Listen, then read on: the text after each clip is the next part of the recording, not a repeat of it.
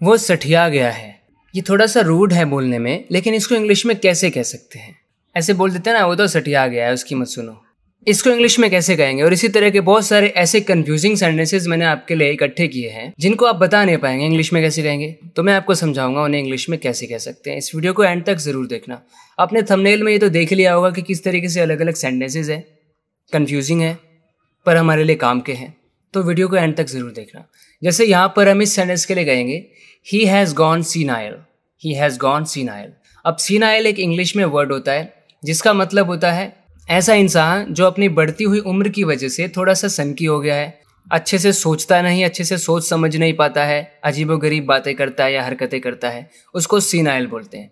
तो जैसे हिंदी में हम सठिया गया ऐसे बोलते हैं गुस्से में या मजाक करते वक्त या रूड होते हुए, तब इंग्लिश में जो ये वर्ड है ये उसके बिल्कुल इक्विवेलेंट है, ही हैज़ गॉन सीनाइल। तो हमें यही करना होता है हिंदी में अपनी बात को हमें जो बयां करनी है, जो हमें एक्सप्रेस करनी है, उसके लिए इंग्लिश में कोई एक ऐसा वर्ड है, कोई फ्रेज है, कोई इडियम है जो उसी बात को कैरी करता है, उसी के बराबर का मीनिंग रखने वाला कोई फ्रेज, कोई इडियम, कोई फ्रेजल वर्ब, कोई वर्ड अगर इंग्लिश में है तो उसका हमें यूज़ करना होता है। इंग्लिश बोलते वक्त इंग्लिश के स्टाइल में बोलना होता है। तो मैं आपको बता रहा हूँ कि हिंदी की बातों को इंग्लिश में अच्छे से कैसे एक्सप्रेस कर सकते हैं। तो यहाँ पर सीनाइल वर्ड बिल्कुल सही है, ही हैज़ गॉन सीनाइल। मेरा फोकस यहाँ पर सिर्फ लिटरल ट्रांसलेशन पर नहीं होता है, बल्कि आपको एक कॉन्सेप्ट समझाने पर होता है कि कैसे इंग्लिश बोली जाती है, कैसे आप एक लैंग्वेज से दूसरी लैंग्वेज में कभी भी ट्रांसलेट करेंगे, वो कोई भी लैंग्वेजेस हो। हमें कॉन्सेप्ट को समझना होता है। She hates that senile man. वो उस सठिया आदमी से नफरत करती है। She hates that senile man. एक और एग्जाम्पल देखिए, मुझे लगता है वो सठिया आ रहा है धीरे धीरे। I think he is going senile. I think he is going senile. मुबारक हो, तुम्हें अच्छी नौकरी मिल गई, बस आपका आशीर्वाद है। ऐसे हम बोलते हैं ना, बस आपका आशीर्वाद है, आपकी दुआएं हैं, बस वही काम आ गई। इंग्लिश में इस बात को कैसे कह सकते हैं? बस आपका आशीर्वाद है। It's all because of your grace. It's all because of your grace. आपकी ग्रेस की वजह से। Thanks to your kindness. तो ये भी आप कह सकते हैं, थैंक्स टू योर काइंडनेस। किसी ने आपको कुछ मुबारकबाद दी, कुछ अच्छा बताया, तो आप बोलो बस आपका आशीर्वाद है, बस। तो ऐसे कहते हैं ना हिंदी में। इंग्लिश में बोलिए थैंक्स टू योर काइंडनेस और it's all because of your grace. मैं आपके लिए चाय पानी का इंतज़ाम करता हूँ। जैसे कोई आपके घर में आया है तो हम ऐसे बोल रहे हैं ना, ऐसे बोलते हैं, मैं आपके लिए चाय पानी का इंतज़ाम कर देता हूँ। तो इंग्लिश में कहिए I will arrange refreshments for you. I will arrange refreshments for you. आप डायरेक्टली ऐसे कह सकते हैं कि I will arrange some tea and coffee for you. तो रिफ्रेशमेंट्स का भी मतलब होता है छोटा मोटा खाने पीने का सामान, नाश्ता type. So I will arrange refreshments for you. इसकी जगह और कैजुअली और सिंपली आप कह सकते हैं I will go get your refreshments. यहाँ पर एंड हम खा जाते हैं बीच में शॉर्ट में बोलते वक्त। आई विल गो एंड नहीं, I will go get your refreshments. मैं आपके लिए लेकर आता हूँ, I will go get you. अब यहाँ पर इंग्लिश में हम ऐसे शॉर्ट में बोलते हैं। यहाँ पर हमने दो वर्ड्स खाए हैं, आई विल गो एंड हमने खा लिया, एंड गेट फॉर यू आपके लिए लाऊंगा तो फॉर भी खा लिया। आई मीन खाने से मेरा मतलब है हम शॉर्ट में बोलते हैं ऐसे, I will go get you refreshments. मैं आपके लिए कुछ लेकर आता हूँ, कुछ चाय पानी का इंतजाम करता हूँ। I will fetch you some snacks and drinks. तो ये आप कह सकते हैं आई विल फेच यू। तो यहाँ पर भी फॉर यू की जगह डायरेक्ट बोल दिया, I will fetch you some snacks and drinks. आप कहिए let me round up some eats and drinks for you. Let me round up some eats and drinks for you. तो इस तरह से हमने यहाँ पर एक फ्रेजल वर्ब का यूज कर लिया। अब प्राइस को लेके बखेड़ा मत करना, अब प्राइस को लेके झिकझिक मत करना। यहाँ पर मेरा मतलब है मोल भाव करना। जैसे कोई चीज़ 1200 रुपये की आ रही है, अब ले लेना 1200 की। बखेड़ा खड़ा मत करना कि कम कर दो, 1000 की कर दो, 800 की कर दो। ये बखेड़ा मत करना, ये झिकझिक मत करना। प्राइस को लेके झिकझिक करना, बखेड़ा करना, उसको इंग्लिश में क्या बोलेंगे? Don't haggle about the price now. अब ये प्राइस को लेके हैगल मत करना। Don't haggle about the price now और don't haggle over the price now. तो हैगल का आप यूज़ करेंगे। Haggle is a verb in English जिसका मतलब होता है किसी प्राइस को लेकर झिकझिक करना, कम कर दो, ऐसा कर दो, ये तो बहुत महंगा है, इतना महंगा क्यों लगा रहे हो, हमेशा आपसे ही लेते हैं, वगैरह वगैरह। झिकझिक करना होता है हैगल करना। प्रेपोजिशन आपको इसके साथ अबाउट या ओवर यूज़ करनी है। Don't haggle about the price now, don't haggle over the price now. जैसे वो एक शर्ट के प्राइस को लेकर झिकझिक कर रहा है, कहेंगे he is haggling over the price of a shirt. He is haggling over the price of a shirt. जैसे मैंने झिकझिक करके कुछ ना कुछ झंझट करके 1000 तक ले गया मैं प्राइस, 1000 तक करवा लिया, 1500 मांग रहा था वो। I haggle the price down to 1000 rupees. I haggle the price down to 1000 rupees. जैसा कि आपको पता होगा कि मोल भाव करने को इंग्लिश में वैसे बार्गेन करना कहते हैं, प्राइजेस को नेगोशिएट करना कहते हैं।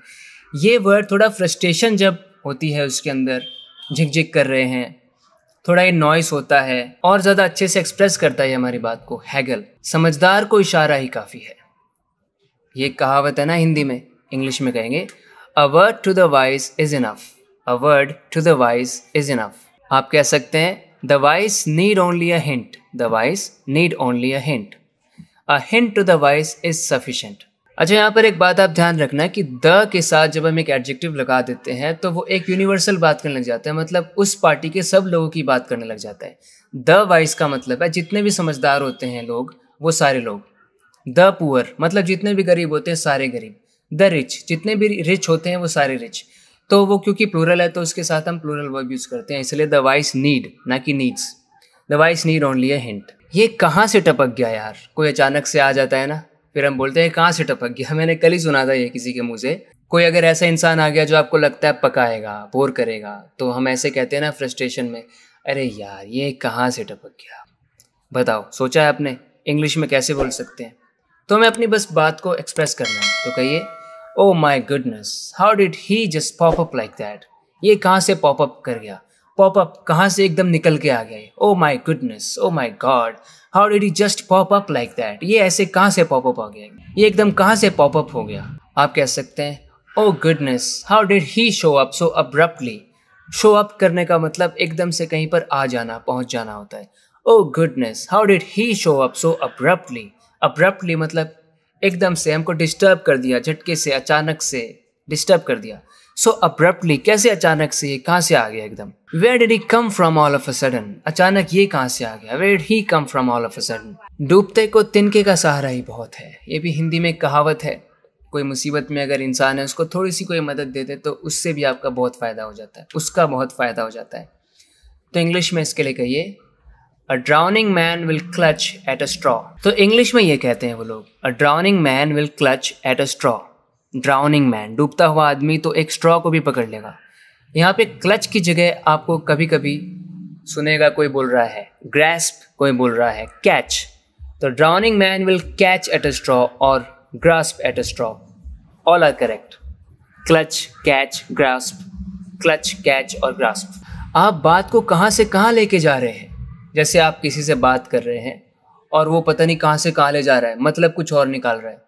सोचो आप इसे इंग्लिश में कैसे कह सकते हैं। I am giving you some time, tell me how you can translate this into English.